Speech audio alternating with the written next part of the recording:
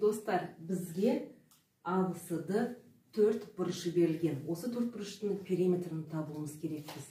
Кеттік, бізге не берген? Бізге АО мен ОС тең екендігі, ОВ мен ОД тең екендігі берген. Яғни диагоналдары қиылыс нүктесінде қатып бөлінеді деген сөз. Яғни бұл 4 бұрышымыз қандай фигура?